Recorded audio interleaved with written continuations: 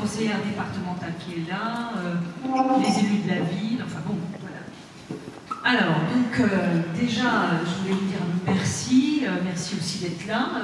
Je voulais féliciter aussi, bien sûr, notre cher président, qui fait un travail formidable avec l'ensemble de l'équipe, parce que c'est toujours un travail, bien sûr, d'équipe, pour faire en sorte que notre mouvement, au départ mouvement, devenu parti, puisse s'inscrire dans une véritable dynamique, alors qu'on le sait, les choses sont loin d'être difficiles, à la fois, bien sûr, pour notre parti, et à la fois au regard du contexte politique extrêmement difficile aujourd'hui.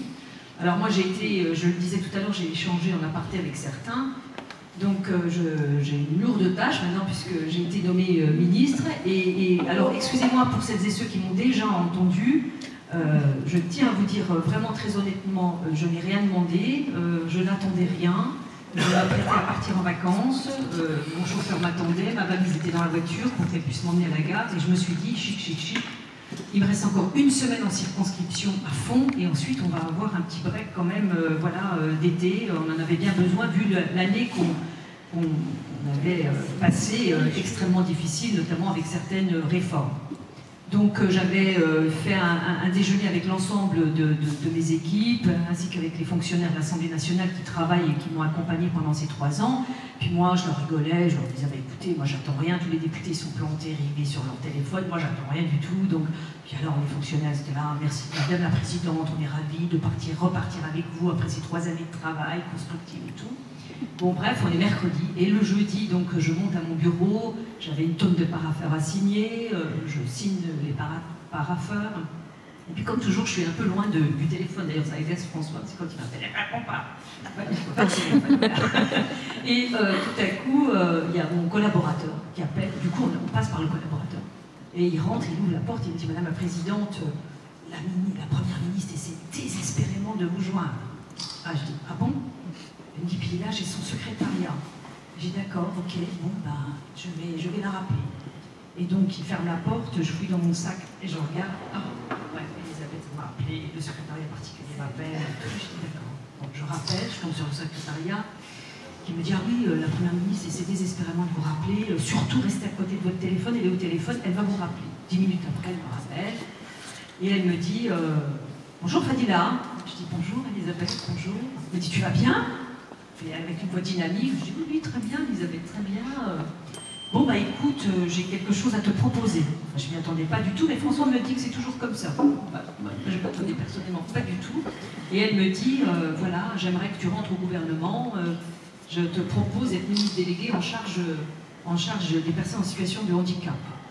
Alors, je vous avoue, grand blanc, parce que je ne m'y attends pas. Et je lui dis, et elle me dit, ça me ferait très plaisir que tu rentres dans mon gouvernement. Mais je dis, Elisabeth, mais moi j'ai rien demandé.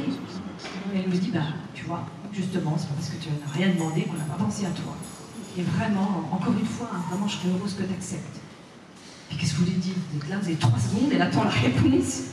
Bah, vous lui dites, oui, j'accepte Elisabeth, c'est un grand honneur pour moi. Par contre, j'insiste, je lui dis, je veux bien être la ministre, mais une ministre aussi qui puisse aussi agir et avoir une certaine liberté dans mon action et dans l'action politique que je compte mener. Elle me dit, écoute Fadila, tu as déjà toute ma confiance et tout mon soutien. Donc je serai derrière toi pour te soutenir, et tu sais très bien aussi que le président de la République te soutient. Donc là-dessus, bah, je raccroche. Évidemment, le deuxième coup de fil est pour mon époux, qui tombe aussi un peu de sa chaise. Et puis le troisième, ah oui, on me pose la question, on me dit, est-on député? Donc, je salue monsieur le député, cher Philippe. Elle me dit, il va bien rester chez Renaissance, c'est infidèle, parce qu'ils se sont dit, si Fadila, on la nomme, et puis elle part pour une élection, elle va évidemment se faire réclamer dans un contexte de retraite, contexte politique difficile. Ah, je dis non, lui c'est un macroniste, la première heure, il est fidèle, il va siéger, il ne va pas partir ni au PS, ni chez les Verts, ni rien, il va rester chez nous, à Renaissance.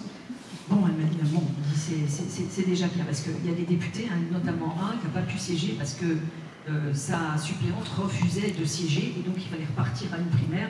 Partir à une primaire dans un contexte politique comme celui-ci, vous vous réclamez.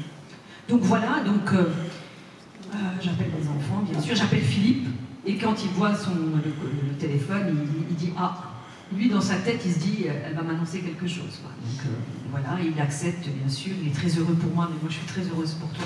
Et je sais que tu seras à la hauteur pour, évidemment, bien représenter la 3e circonscription. Et donc voilà, nous voilà repartis. Alors je tiens à dire que c'est un très beau ministère. Vraiment, je suis très fière, je suis très honorée d'avoir ce ministère en charge des personnes en situation de handicap. Et en plus, c'est un ministère extrêmement difficile. Extrêmement difficile, parce que quand vous êtes à l'éducation, vous occupez de l'éducation, vous êtes à l'emploi, vous occupez de l'emploi, vous êtes au transport, vous occupez de transport, sauf que cette politique du handicap, elle est interministérielle. C'est-à-dire que si on veut construire la société inclusive comme on l'entend, il faut travailler avec pratiquement tous les ministres et tous les ministères. Les cabinets, ils doivent se parler, etc. C'est-à-dire quand je parle de l'école de l'inclusive, je veux travailler et m'entendre bien avec Gabriel Attal, je vous rassure, je m'entends bien avec lui. Quand je parle d'accès à la santé des personnes en situation de handicap, je dois travailler aussi avec Aurélien Rousseau. Quand on parle d'emploi, eh bien, je dois bien travailler avec Olivier Dussopt. Donc vous voyez, je vais faire la danse du ventre avec tous les ministères à travailler, les cabinets vont devoir se parler, les chefs de cabinet également et tout. Donc il faut aussi s'assurer voilà, d'une bonne ambiance et d'un bon travail intelligent et vraiment le collectif au service des citoyens. Alors, juste 2-3 mots, je sais qu'on est sur l'Europe, mais quand même, je vais quand même parler sur le handicap. Donc vous avez bien compris que la tâche elle est rude. Depuis les lois de 2005, pas beaucoup de choses ont été faites, et c'est sous l'ère Macron que les choses on a impulsé une dynamique. Vraiment. Alors c'est faux de dire qu'on n'a rien fait. Et d'ailleurs, le président de la République m'a dit tu cales l'affaire. Quand je lui ai envoyé un message pour le remercier de sa confiance, etc. Il me dit, Fadila, tu sais très bien que tu as toute ma confiance depuis le début. Il me dit, tu cales les choses. Et la feuille de route, ma feuille de route, c'est celle qui émane de la conférence nationale du handicap qui s'est tenue en avril 2023. Donc j'ai dit, pas de problème, et tu peux compter sur mon soutien. Donc c'est important d'avoir le soutien du président et le soutien de la première ministre et bien sûr de mes collègues. Alors, le président, on a renforcé, je le dis, parce que c'est important, parce que je compte sur vous. Et d'ailleurs, on avait un conseil des ministres mercredi, et le président nous a dit, il faut de la cohérence et du collectif dans le message que vous allez porter en tant que membre du gouvernement, parce qu'il ne faudra pas que ça commence de division, vous avez bien compris, et de la répétition. Il dit, il y en a marre, alors que nous faisons beaucoup, nous menons beaucoup d'actions, que, in fine, ça va se pchit et puis que le message ne soit pas porté. Donc de la clarté, de la répétition, et puis bien sûr de la cohérence, de l'unité dans le groupe. Donc c'est super important, alors qu'en plus, ça va être difficile. Alors moi je suis très honorée d'être ministre dans ce gouvernement, mais être ministre quand vous n'avez pas la majorité, vous n'avez qu'une majorité relative, je peux vous dire que ça va être compliqué. Et ça l'est déjà d'ailleurs depuis le début du mandat. Une première année qui a été extrêmement difficile, avec une réforme extrêmement difficile, celle des retraites, qui est passée. Mais il n'en demeure pas moins, comme vous le savez, et je le dis assez souvent, à chaque fois qu'il va y avoir des niches, on en a une à peu près par mois, comme je les appelle, c'est mon expression, les pièges à con, hein. C'est-à-dire que dès qu'il y a une niche, nos oppositions posent des problématiques, des sujets pour essayer de nous piéger politiquement. C'est-à-dire comme on a eu avec la proposition de loi du compatriote, où on a une remise en question de la réforme des retraites, alors qu'elle a été adoptée par l'Assemblée, que ce soit 49.3 ou pas, c'est un outil aussi législatif et constitutionnel, point barre. Mais ils reviendront toujours là-dessus pour pouvoir semer voilà, la zizanie, mettre à mal la cohérence du pays, la cohérence sociale, la cohésion aussi, la cohésion nationale du pays. Et donc ça, il faut que nous fassions très attention. Alors, sur le handicap, le président a fait beaucoup pour l'école inclusive. Je tiens à dire quand même que quand nous avons pris, et rappelez-le, quand nous avons pris les commandes du pays, nous avions à peu près 49 000 AVS, qu'on appelait à l'époque assistante de vie scolaire, aujourd'hui devenu AESH. 49 000. On en a aujourd'hui 132 000. C'est-à-dire pratiquement 3 fois plus. Et pour cette rentrée, on va en recruter 6 500. Elles vont toutes être revalorisées entre 10 et 13% là, dès cette année. On les a CDIsées. Alors qu'avant, c'était des contrats un peu aidés, voilà, etc., avec 700, 800 euros. Donc on est en train de leur donner un vrai statut. Sauf que l'école inclusive, et là je parle, il va tout à fait être d'accord avec moi, l'époux de Marie, ça y est, son nom m'échappe. Voilà, voilà. Donc, déduction, effectivement, quand on parle de l'école inclusive, vous avez tous entendu les problématiques, c'est-à-dire que les enseignants sont prêts à accueillir les enfants. Il y en a 400 et quelques mille aujourd'hui. 400 et quelques mille, donc vraiment un effort significatif, sauf que il faut faire en sorte de renverser la table et que les professionnels du médico-social puissent pénétrer l'école de la République. Et qu'un enfant qui est suivi dans une école, eh bien, puisse avoir son ergothérapeute, son orthophoniste, son psychomotricien au sein de l'école. Ça évitera évidemment d'être transvaluté toute la journée, ça facilitera également la vie de la famille, et bien sûr, avec des temps de répit, avec peut-être un peu d'IME. Aujourd'hui, ils sont parqués, et puis, en fait, les enseignants me le disent, hein, ils me disent que c'est très compliqué parce qu'eux, ils ne savent pas faire. Donc, ce qui est normal. Et l'AESH, elle a un rôle, mais ce n'est pas non plus l'alpha et l'oméga. Il faut des vrais professionnels du médico-social. Donc là, j'ai déjà fait une première réunion de travail avec Gabriel Attal, et ça, on va monter en puissance, on va choisir quelques territoires où il y a effectivement aussi des professionnels pour faire en sorte de les faire pénétrer. Donc voilà, je tiens à dire que sur l'accessibilité, on met le paquet également, vraiment 1,5 milliard sur la table pour faciliter l'accessibilité. On essaie de monter en puissance avec les Jeux paralympiques. Hein, aujourd'hui, je travaille également avec la ministre des Sports, également avec, alors dites-le, également avec la ministre Olivia Grégoire, on est en train de dire à tous les petits artisans, les petits commerçants, les pousser dans les petits bleds, etc., où c'est pas du tout accessible. Là aussi, il y a de l'argent qui est sur la table, et effectivement, il faut qu'ils s'approprient le dispositif. Mais évidemment, sur les Paralympiques, vous allez entendre quand je suis à Paris, le métro. Ben oui, le métro, c'est un vieux réseau. Pour faire en sorte que toutes les stations soient accessibles, ça va être extrêmement difficile, ce sera même impossible. Donc je sais qu'il y a la ligne 1, je crois, et la ligne 14 qui sont complètement accessibles, mais tout le réseau ne le sera pas. Nous n'atteindrons pas, j'allais dire, l'accessibilité totale. Par contre, à Paris, on fait tout pour que les lieux de compétition puissent être accessibles. Voilà. Sur l'emploi, juste 2 mots aussi sur l'emploi. Important, il va y avoir un projet de loi qui va arriver là, qui va passer le 18, il est déjà passé au Sénat, monsieur le sénateur, le 18 en commission et le 25 en hémicycle, en séance. Et il y a 2 articles qui, messieurs les députés, qui concernent les personnes en situation de handicap, pour donner les mêmes droits. Aujourd'hui, j'avais fait ma première visite en tant que ministre, et les députés étaient là, à Marsanne-et-la-Côte. Quand vous visitez des personnes qui sont en ESAT, les travailleurs handicapés qui sont en ESAT n'ont pas les mêmes droits que les travailleurs qui travaillent ailleurs. C'est absolument scandaleux. C'est-à-dire qu'ils n'ont pas le droit à la prime Macron, ils n'ont pas le droit à la mutuelle, ils n'ont pas le droit à la prime transport, etc. Donc là aussi, on va faire voter cela dans le prochain projet de loi au mois de septembre, et c'est une avancée. Alors ça veut dire, je suis en train de vous dire là, que vraiment, il y a du taf, il y a beaucoup de travail à faire. Et puis en plus, on a été épinglé par l'Europe. On a été épinglé par l'Europe à ce niveau-là. Et donc, malgré tous les efforts, c'est encore perfectible. Mais le président, c'est ce président qui a pris à bras le corps cette problématique du handicap.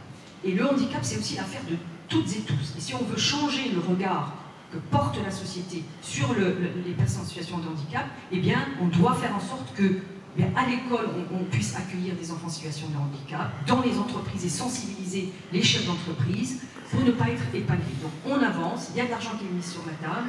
Je compte bien sûr sur tous les membres du gouvernement pour m'aider, sur les parlementaires également, pour porter cette politique-là. Voilà, alors un mot sur juste l'Europe, et j'arrête parce que j'ai déjà été beaucoup trop longue. L'Europe, c'est quand même le président Macron qui est vraiment, c'est notre ADN. Il a fait campagne courageusement lors de 2017 sur l'Europe. Il l'a fait également aujourd'hui, et aujourd'hui il est regardé comme l'homme fort, vraiment l'européiste de première. Et jamais nous avons eu autant besoin d'Europe qu'aujourd'hui. Alors que le monde aujourd'hui, il est inquiétant, avec notamment une guerre qui est aux portes de l'Europe et qui dure maintenant bientôt depuis 2 ans. Donc on a besoin d'une Europe unie, forte, et pour autant, il y a des inquiétudes, comme vous voyez, avec l'extrême droite quand même en Italie, des difficultés en Allemagne. L'Allemagne est en difficulté sur le plan économique, c'est une première. Et c'est la France qui est devant sur le plan économique. Dites-le, mais dites-le partout. C'est la première fois que la France elle est devant l'Allemagne depuis 3-4 ans. Et ça, il faut le dire. Et de plus, pourquoi on a besoin d'Europe? Bien sûr, sur le plan international, pour garantir aussi la paix, mais sur le plan aussi de l'indépendance énergétique, l'indépendance sanitaire. Rappelez-vous, pendant la crise sanitaire, heureusement qu'il y avait l'Europe, et nous avons commandé les vaccins, c'était une commande groupie, sinon ça aurait été infernal, il y aurait eu de la division. Donc ça aussi c'est important de faire vraiment campagne, et ça fait quand même 2 fois que c'est le Rassemblement national qui est devant nous à quelques points, mais ça fait 2 fois. C'est-à-dire que ça fait 2 fois que la France renvoie le groupe majoritaire français, c'est le Rassemblement national. Donc là, on a un défi énorme à relever. Il faut être sur le terrain, expliquer pourquoi, parce que nous, on croit à l'Europe. L'Europe, c'est la paix, c'est le développement économique, c'est aussi du développement social, c'est de la cohésion. Et depuis qu'il y a l'Europe, il n'y a jamais eu de guerre en Europe. Donc il faut poursuivre, et bien sûr, on poursuit avec tous les citoyens. Voilà. Merci. À partir de 8h15. Bon, bonjour à tous, merci à toi, bravo. Fanny-là, je ne suis pas venu pour parler, je suis venu pour t'écouter. C'est bien, écouter avec fierté. C'est parcours commun que nous avons eu ensemble, avec Didier, à la région, et avec d'autres. Je vous souhaite à tous et à tous maintenant des destins nationaux, à tous que vous saurez occuper. Quand on m'a dit qu'il y aurait une ministre côte-d'Orienne, il y en a beaucoup. Hein. La première. Vous êtes là. La première, hein. De cet enfant venu de la Méditerranée, né à Montbéliard, du Céphale d'Anneau, et puis ensuite la région et l'habitation, malgré tous ceux qui auraient voulu l'abattre à une époque, ceux qui pensaient qu'elle était déjà disparue de la circulation. Écoutez, d'abord, c'est pas une belle revanche, c'est une belle trajectoire, une belle histoire. Aujourd'hui, c'est fier, et vous lui entendre comme elle va occuper ce ministère. C'est vrai qu'elle n'a rien demandé. Il y en a d'autres qui ont demandé beaucoup. Hein. C'était la seule. Très bien. Donc, non, je voulais vous faire un tout petit topo, quelques instants, pas sur les sénatoriales, mais sur l'optimisme du Macron. Pourquoi je dis ça? Parce que Emmanuel Macron, aujourd'hui, a été réélu. Premier président réélu, hors cohabitation, à l'âge que vous connaissez, etc. Et qu'Emmanuel Macron a un avenir. Je ne commence pas la campagne de 2032, mais je reviens au jour d'aujourd'hui. Pourquoi? Je voulais que j'ai eu une discussion avec Darmanin tout à l'heure, j'ai eu le numéro de téléphone. Je m'appartiens à aucune écurie présidentielle future. D'abord parce que je sais que c'est bon, voilà, et puis en plus, parce que ça m'insupporte de voir des gens aujourd'hui déjà évoquer 2025. Le président est réélu depuis 1 an. Il a 4 ans pour continuer la réforme de ce pays et il en a besoin dans le monde tel que je vais vous l'évoquer. Et aujourd'hui, je vois des gens qui déjà sur une tribune, des ministres. J'ai dit à Gérald, tu es un très bon ministre, je te soutiens, tu fais un très bon, tu viens jamais en juillet, tu as été présent partout en ligne, il n'y a pas de problème. Tu peux parler aux Français, mais ne parle pas de 2027 en disant oublie en 2017, 2023, 2027, c'est fini. Je ne veux pas qu'on parle comme ça. Je dis, c'est vrai pour Bruno, c'est vrai pour Edouard Philippe, c'est vrai pour Castex, c'est vrai pour lui. Moi, je ne veux pas qu'on parle de 2027 avant 2026. On a gagné avec Emmanuel en commençant, souvenez-vous, le 6 avril 2007. Et en 10 mois, donc on peut le faire en travaillant avant, qu'ils y pensent bien entendu, qu'ils travaillent. Le meilleur moyen d'être candidat demain, c'est d'exceller dans son ministère dans le boulot qu'on fait aujourd'hui. Je pense que, donc je ne veux pas entendre parler de candidature avant, pas d'écurie. J'ai vécu la grande épopée des partis socialistes. Beaucoup d'émotions. Je me souviens de la réélection de François Mitterrand en 88. 90, congrès de Rennes. 15 mois après. Tous les candidats pour 2014 sur la scène. Jospin, Fabius, Rocard, tout le monde était là. Une empoignade magnifique devant tous les Français. 3 ans après, il est passé de 240 députés à 60. Des résultats, les fondements. Donc je pense que les Français n'attendent pas aujourd'hui de savoir qui va être candidat, ils attendent de savoir quel est leur quotidien pour demain. Et ce quotidien pour demain, il est au sujet, quand je dis l'optimisme du macronisme, c'est parce que nous vivons, les amis, sur un point. Nous vivons sur une poudrière extraordinaire. Vous avez vu, hein, de Taïwan à l'Arctique, en Afrique, partout aujourd'hui, les bombes tombent en Roumanie, les bombes tombent en Pologne, on est à la baie d'Amazon autour, on est sur le plan aujourd'hui de la sécurité dans le monde, à la baie de tous les débordements, tout peut arriver tous les jours. J'y ajoute le dérèglement climatique. Nous venons de passer dans l'effondrement climatique. Nous consommons depuis 1 mois et demi plus que la planète peut produire en 1 an. À côté de ça, vous avez le problème de l'inflation, le problème des taux d'intérêt, le problème du climat, mais aussi de sécurité. Vous avez le problème du pouvoir d'achat. Et avec tous ces problèmes, et je vois des Français qui, au milieu de tout ça, les amis, sont incapables de se rassembler. Nous cultivons nos différences, nos communautaristes, en même temps, chacun aujourd'hui, l'extrême droite exploite au plus les divisions des Français, pas que l'extrême droite, le Parti socialiste le fait, les Républicains le font de la même façon aujourd'hui. Ils sont là pour exacerber les haines entre les Français, division avec un discours très pessimiste, et de surcroît, que disent-ils au bout du compte? Emmanuel Macron nous prépare Le Pen, et c'est eux qui préparent Le Pen. Si au lieu de se rassembler pour essayer de faire front face aux difficultés, de trouver des consensus intelligents, demain de se retrouver pour en parler, de faire ce qu'a proposé le président l'autre jour à Saint-Denis, au contraire, pour recevoir en disant c'est pas mon job, c'est pas ça. Vous vous rendez compte? C'est ces divisions-là qu'aujourd'hui, quand leur seul programme, c'est de mettre à bas Macron, le gouvernement, Madame Borne, tout le monde, de leur partir en disant ils dégageront, on ramassera les ruines après, on verra plus tard, c'est eux. C'est pas Emmanuel Macron qui prépare le pays. Emmanuel Macron, il paye toutes les factures. Et pour y compris les nôtres, je suis responsable. Il paye toutes les factures de l'endettement avant, de ce qui n'a pas été fait à l'hôpital, de ce qui n'a pas été fait à l'école, de ce qui n'a pas été fait pour le climat, de ce qui a été fait pour le handicap, tu viens de le dire à un instant. Il paye les factures de tout le monde. On dirait aujourd'hui qu'il n'a rien fait, qu'il ne prépare personne. C'est ça le message que je voulais vous passer, les amis. Utilisant comme tel, c'est ce que je dirais aux journées parlementaires. C'est demain. Et un exemple d'union, regardez. Quand on travaille ensemble, c'est difficile. Je suis un copain, c'est le garde des Sceaux.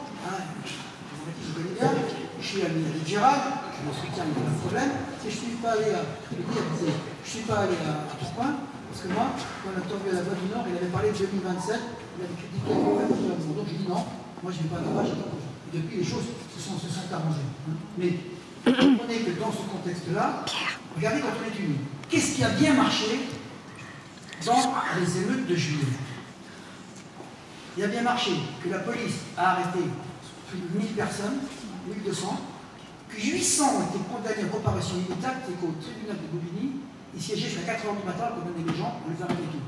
Parce que, paradoxalement, ça ne se faisait pas avant, le ministère de l'Intérieur et le ministère de la Justice ont travaillé ensemble pour faire en sorte que tous les délinquants étatiques ont été traités immédiatement, judiciairement. D'ailleurs, vous avez remarqué, ça m'a fait sourire quand même. On est passé d'un samedi soir où la France était en flammes, à lundi matin, on joue au BFM TV, on parlait quoi? On parlait d'Alain Delon et de la gouvernante, et puis du petit délai. Bon, d'un seul coup, vous avez vu. Donc, ça prouve que quand le gouvernement est uni, il faut dire la même chose avec les sénatoriales. Ça veut dire parce que faire des élections quand vous n'avez pas d'électeurs, c'est avec moi pour faire ça en Côte-Nord. Ça pourrait être. Mais je veux dire, quand vous n'avez pas gagné les municipales, et que les grands électeurs sont des élus municipaux, c'est dur. Rappelez-vous que nous sommes 24 seulement. Parce que ceux qui soutiennent Macron, ils disent oui, mais on soutient Macron, mais quand ça nous arrange, donc on va au groupe centriste, donc on va au groupe M. Maluret, Raison, donc on va au groupe RDPI, RDS, etc. Mais là, comme ça, on vote ce qu'on veut quand on veut. On dit qu'on soutient le gouvernement quand il a besoin, mais le reste du temps, on vote contre lui. Signal que, indicatif, je suis Van-Lerenberg, candidat, je suis battu, à 84 ans. Dans le Pas-de-Calais aujourd'hui, modèle, premier soutien de Bayrou, il a voté contre les retraites. C'est là. Et il dit pendant sa campagne, j'appartiens à la majorité du président Larcher, mais je soutiens quand il y a besoin du gouvernement. Ah, il y a soutien comme ça, les amis, on va pas le voir. Bon, c'est comme ça, je leur ai dit, j'ai dit à Bayrou, etc. Donc, sénatorial, on est 24. 12 candidats renouvelables, 4 ne se représentent pas. Pour des raisons de santé, d'un nombre, etc. 4 difficiles à remplacer. Et 8 autres, c'est difficile, quand vous êtes Didier en Beau dans l'Isère, vous avez des candidats, des électeurs socialistes avant, que maintenant il y a une liste NUPS. Tout le monde là-dessus, il y a les filles, verts, les économistes en supérieur. Donc ça va être difficile pour tous. J'espère qu'on arrivera à sauver les meubles, à en gagner quelques-uns, à sauver le maximum. Je m'y attelle jour et nuit, je monte le moral de ceux qui sont en difficulté tous les jours, mais on va essayer d'y arriver. Pourquoi? Tout à l'heure à la télévision, j'avais une interview qui disait que vient de toi, Fabien, pour qu'il regarde l'émission. C'est pour dire, non mais, je disais, voilà, il faut que, à tout prix, on arrive à avoir quand même au moins un groupe qui représente, parce que nous sommes, en fin de compte, le Sénat, la majorité ne sera pas bouleversée. Hein, il y a 100, sur les 348 sénateurs, il y a 140 républicains, ils vont en changer 10, il y a 50 centristes qui vont en changer 7. Le reste, ça va se jouer à la marque. Il y a 30 sièges qui vont bouger entre les différents groupes. Mais, quand il faut trouver des majorités intelligentes, on l'a vu sur le retraite. Nous sommes avec la droite quand il faut, avec la gauche quand il faut. C'est ça le dépassement aujourd'hui. Donc moi, je conclue en vous disant, les amis, cette campagne aura la année. Bien sûr, il y aura les européennes. N'occultons pas les sénatoriales. Qu'est-ce qui va se passer? Horizon est en train de glaner un peu partout, ils butinent partout. Donc ils vont gagner des sièges, ils vont gagner des robinets dans la Marne, ils vont gagner dans le Morbihan, etc. Ils vont monter. Le modèle, avec les équipes que je vais vous dire à l'instant, ils vont monter un peu aussi. Nous, on va décider, qu'est-ce qu'on dira? C'est le parti du président qui a perdu, c'est de la faute de la présidente. Je prendrai ça sur moi en disant que ce n'est pas la faute du président, ce n'est pas la comédie. Mais c'est important parce que demain au Sénat, c'est sûr, on va attaquer l'immigration. On va déjà passer en commission. Et quand on est là avec nous, on fait entendre. Au moins, on est les seuls soutiens du gouvernement. Il m'arrive, question d'actualité, regardez bien mercredi après-midi, où je suis le seul à applaudir le ministre. Je suis tout seul. C'est libre de son service, mais oui, moi je le soutiens comme je peux, il n'y a pas de problème. Donc voilà, je vais vous appeler simplement à l'unité, dire que le macronisme ne s'arrêtera pas. J'espère qu'une fois qu'il sera plus président, le président prendra le parti en main pour comeback machin de retour. Mais aujourd'hui, il ne faut pas baisser garde. Moi, tous les jours, je débat en disant voilà, que je suis fier de soutenir ces gouvernements, fier d'avoir une équipe en Côte d'Or qu'il va falloir encore faire prospérer. Les amis, tenez bon. Merci à tous et puis bon match ce soir. Bonjour à tous, merci tout d'abord de votre invitation en Côte d'Or, ce pays de Bourgogne-Franche-Comté, voisin du mien, la Saône-et-Loire. Je voudrais bien sûr saluer les parlementaires, mes collègues parlementaires qui sont présents avec vous ce soir et peut-être aussi des ministres ou anciens ministres. En tout cas, je vous salue tous les uns les autres. Et désolé bien sûr de ne pas pouvoir être présent à vos côtés. Cette rentrée locale à laquelle vous participez est un moment important pour notre mouvement. Elle est l'occasion de dire sur votre territoire que Renaissance est présent et est une force politique qui compte. La prochaine échéance électorale, vous le savez, sera les européennes. Une élection, bien évidemment, qui me tient un peu à cœur en tant que député européen depuis 4 ans maintenant. Je tenais donc à partager avec vous quelques éléments de bilan de ces 4 années de mandat. Certains ne me jugeront sûrement pas suffisamment modeste, mais j'assume de dire que nous n'avons pas à rougir, et vous non plus, de ce que nous avons déjà fait ici, à l'Europe, en tant que députés de la majorité. Nous avons été, avec mes collègues de la délégation européenne Renaissance, ceux qui ont d'abord œuvré pour faire avancer l'Europe de la santé, pour apporter une réponse commune à la Covid-19. Nous avons mis sur pied en un temps record le programme UE4Health avec un budget de 5,3 milliards d'euros sur 2021 jusqu'à 2027 pour aider des organismes de santé à faire face dans les différents États. Je tenais à commencer par ce volet sanitaire pour aussi rendre un hommage ému à celle qui en était la spécialiste incontestée jusqu'à cet été. Notre collègue Véronique Trier-Lenoir qui nous a quittés il y a quelques semaines, trop vite et trop tôt. Notre délégation a aussi continué à bâtir l'Europe agricole en donnant à la PAC un budget solide et en la réformant de façon ambitieuse. Nous avons donné à cette politique essentielle pour les agricultrices et les agriculteurs des règles de verdissement plus incitatives et moins punitives. Nous nous sommes aussi battus pour qu'une enveloppe plus conséquente soit dédiée à l'installation des jeunes, car le renouvellement des générations en agriculture est pour nous indispensable à la solidité du secteur. On a aussi poussé des ambitions environnementales tout autant importantes qu'atteignables, car nous pensons que des positions dogmatiques et irréalistes ne mènent à rien. Et aux côtés, entre autres, de mon collègue Pascal Canfin, notamment, nous investissons encore beaucoup pour construire les contours d'un Green Deal européen en réponse aux défis climatiques qu'on ne peut pas nier et aux demandes sociétales fortes sur le sujet. Concrètement, on ressort notamment la naissance de la première loi européenne sur le climat. Grâce à elle, on grave dans la législation européenne l'obligation pour tous d'atteindre l'objectif de neutralité carbone en 2050 et l'objectif de réduction de gaz à effet de serre d'ici 2030. Nous sommes aussi parvenus à réformer le marché européen du carbone et à créer, c'est une première, un fonds social pour le climat pour aider à la rénovation énergétique des bâtiments, mais aussi au développement de transports publics plus propres. Pour faire face aussi au choc économique lié à la pandémie de la Covid-19, nous sommes par ailleurs parvenus à lancer un plan de relance européen de 750 milliards d'euros. Ce sont concrètement des aides, des subventions et des prêts qui aident justement à financer des programmes nationaux de relance. Ce qui est inédit, c'est que cet argent provient d'un emprunt commun des 27 sur les marchés financiers. Cela n'avait jamais été fait auparavant.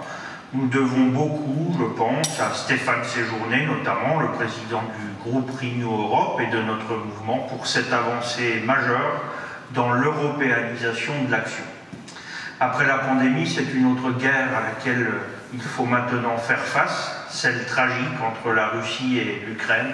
Cette désastreuse situation géopolitique a poussé les États membres à revoir leurs priorités communes en matière de défense. Pour la première fois depuis la Seconde Guerre mondiale, l'Allemagne accepte de se remettre autour de la table et de parler d'Europe de la défense. Priorité, bien sûr, que nous portons depuis le début avec la majorité présidentielle. L'Union européenne a ainsi pour la première fois financé l'achat et la livraison d'armes et d'autres équipements à un pays attaqué. En mars 2023, les États membres ont pris également la décision d'envoyer 1 million d'obus à l'Ukraine, des munitions qui seront pour partie achetées ensemble. Sur tous ces dossiers, nous avons été, avec notre groupe politique Renew Europe, le point d'équilibre, le kingmaker, comme on dit dans le jargon, entre les positions extrêmes et inatteignables et des positions parfois trop figées des groupes traditionnels de droite et de gauche. Aujourd'hui, je pense que nous pouvons encore transformer l'essai sur un certain nombre de sujets pour qu'ils deviennent de vraies victoires politiques pour notre famille politique et surtout des avancées pour les citoyens. La guerre en Ukraine nous rappelle par exemple l'importance d'assurer enfin notre souveraineté, notamment souveraineté alimentaire. Il nous faut pour cela mieux nous protéger. Cela passera notamment par des positionnements plus fermes et plus intransigeants sur le commerce international. Les clauses miroirs et la réciprocité ne doivent plus être une option dans les futurs accords commerciaux. Nous sommes parvenus à adopter la première vraie clause pour une norme d'importation portant des limites de résidus sur des pesticides. C'est un pas, maintenant, il faut systématiser cela pour que le commerce ne fragilise pas certains de nos secteurs, notamment bien sûr les productions agricoles de haute qualité. C'est comme ça que nous pourrons donner vraiment vie au triptyque agricole que nous avons porté lors des Européennes 2019. Plus de revenus, plus de protection et plus de transition pour les agriculteurs. Je souhaite terminer en disant que si les députés européens de la majorité n'avaient pas été là pour œuvrer à la recherche d'un équilibre et de positions européennes raisonnables, ce sont celles des magos des Verts ou eurosceptiques du RN qui auraient triomphé, ne faisant avancer rien ni personne. Pour éviter une Europe au ralenti, refermée sur elle-même, comme nous le proposent les extrêmes et les écolos dogmatiques, continuons de soutenir ceux qui veulent vraiment avancer et bâtir l'Europe de demain. Car soyons-en certains, si ça ne fonctionne pas à l'échelon européen, on réduit toutes les possibilités que cela fonctionne aux échelons inférieurs, nationaux, régionaux et territoriaux. Au plaisir de vous rencontrer pour un certain nombre d'entre vous au campus de Renaissance à Bordeaux, début octobre, et puis pour les autres, à très vite. Bonne réunion à tous. Des rapports importants et chaleureux, parfois, avec les élus locaux. Et ça, c'est fondamental. Je vois ma suppléante à Fontaine-les-Dijon, on se voit aussi sur le terrain. Je salue aussi Laurence Guilhem, mon ancienne suppléante, qui maintenant a pris des responsabilités importantes à la préfecture. Ce maillage, il est fort, il se crée aussi dans l'expérience. Les anciennes collègues de la ville de Dijon savent qu'on s'inscrit dans le temps et que les grandes idées, les grands projets, c'est une chose, mais pour les conduire, il faut faire de la transversalité avec les élus locaux, avec l'État, et être présent sur tous les grands investissements, il faut quand même le dire. Et on se comprend mieux et on construit des projets dans une projet dans le temps. Et ça se fait aussi dans des rapports humains. Et je voulais insister sur ce point-là. Je salue l'équipe départementale. Je rappelle que la dernière fois qu'on s'était vu, c'était au Darcy Comedy Club, n'est-ce pas? Absolument. Et on avait pris comme thème, on avait choisi comme thème, Faire Nation. On était un petit peu inspiré, puisque le président de la République, dans son grand débat, reprend le thème Faire Nation avec les partenaires politiques. C'est un sujet vaste et compliqué, qui a différents aspects. Faire nation avec la France. Voilà, faire nation avec la France. Et la France réelle, pas la France représentative uniquement, mais la France réelle de toute la population dans son ensemble et dans sa diversité. Le gouvernement va nous mettre au travail. Le gouvernement a déjà fait des annonces importantes sur le pouvoir d'achat, qui est la question numéro 1 de cette rentrée. Ça, c'est sûr. Avec, pour les soignants, des annonces importantes de la Première ministre sur le travail de la nuit et le travail du week-end. C'était tout à fait nécessaire. Alors, moi, quand je suis allé dans un EHPAD, on m'a dit le dimanche, la prime de dimanche était de 20 € pour l'aide-soignante. Ce n'est pas correct. Donc, ces annonces sur le travail de nuit et sur le travail du dimanche, elles sont bienvenues après le Ségur de la santé que vous avez connu. De la même façon, les enseignants, la période de rentrée, vont voir une revalorisation tout à fait conséquente en fonction de leur grade et de leur ancienneté, entre 150 et jusqu'à 300 €. C'est tout à fait substantiel. Donc, pour ce qui relève des initiatives de l'État, de son personnel d'État, pour les collectivités locales, le coup de pouce, il est là. Il y aura des aides aussi pour les ménages qui sont confrontés à une période d'inflation avec une hausse des prix. Là, c'est plus compliqué, mais moi, je défends toujours la politique du gouvernement, qui est une politique de l'offre et des aides ponctuelles pour ceux qui sont le plus en difficulté. Il ne s'agit pas de baisser les taxes dans leur ensemble, on a toujours baissé les impôts, mais il faut aider, dans le contexte actuel, ceux qui en ont le plus besoin. C'est ça la justice, c'est ça la vie. Voilà mon message. Je vous souhaite une bonne rentrée dans la cohésion, dans la cohérence. Moi, je ne suis pas opposé au débat d'idées, hein, c'est pour ça que je suis allé à Tourcoing. D'ailleurs, le jour de Tourcoing, le soir même, il y avait Attal qui parlait de la Baïa sur TF1, et puis la Première ministre s'est déplacée à Tourcoing pour un appel à l'unité. Donc ça réagit. Moi, je crois au management politique par l'action et par la réaction. Donc, ce sont ces forces qui doivent se retrouver dans la majorité, avec un axe central, et celui de Renaissance. Bonne rentrée à vous tous. Merci.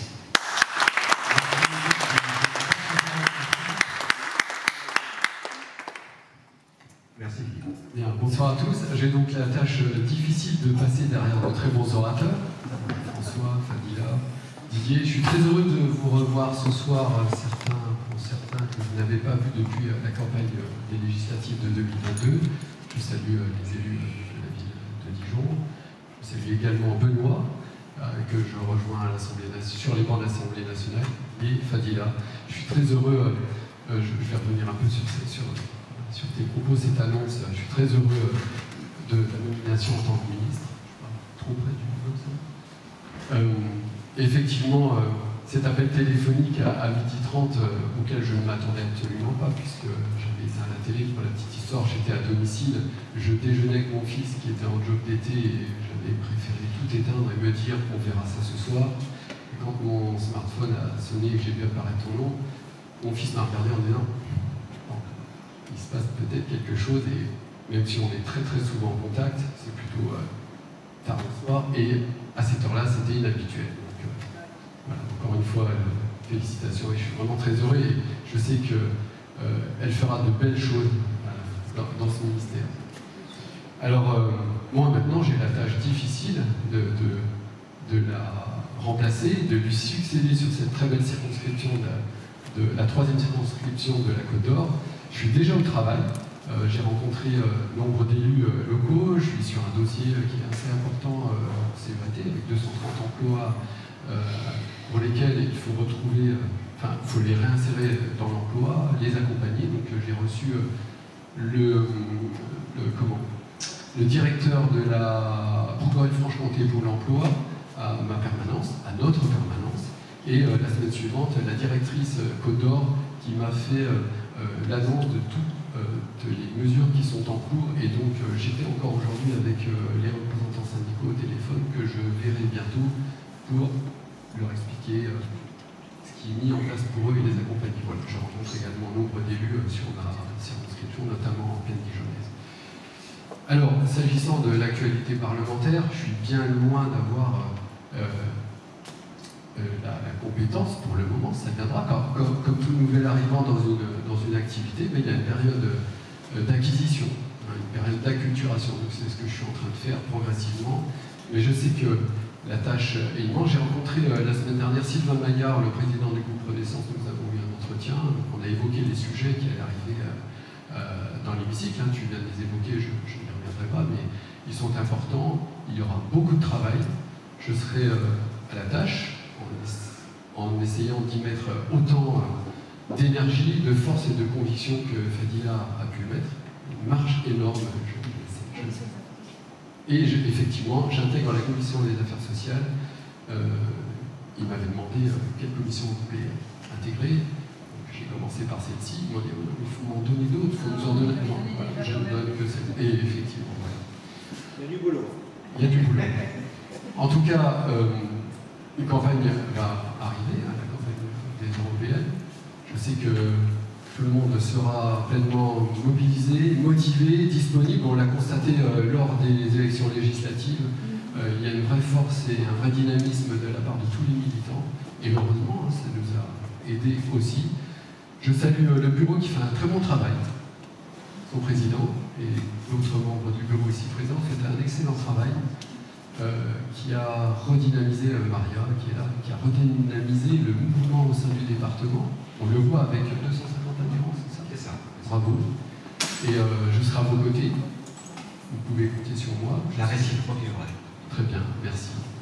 Et je vous souhaite une très bonne soirée à toutes et à tous. On va pouvoir échanger à côté, si j'ai bien compris, avec plaisir. Merci.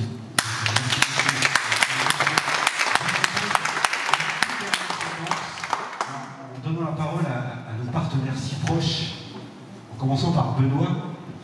Un petit mot, Benoît. Je vais prendre la parole. Donc je vais improviser. Bon, je suis heureux de voir Fadila. Je me rappelle du petit message que je t'avais envoyé suite à ton élection, puisque c'était ta nomination, pardon, puisque c'était vu le 14 juillet. Je me rappelle te ramener à ta voiture le 14 juillet. Bon, on a une anecdote ensemble. Oui, la rentrée va être chargée, on s'y attend, ça va être les 43 vont être déclenchés pour les parties budgétaires. Mais moi, je ne vais pas être très très long.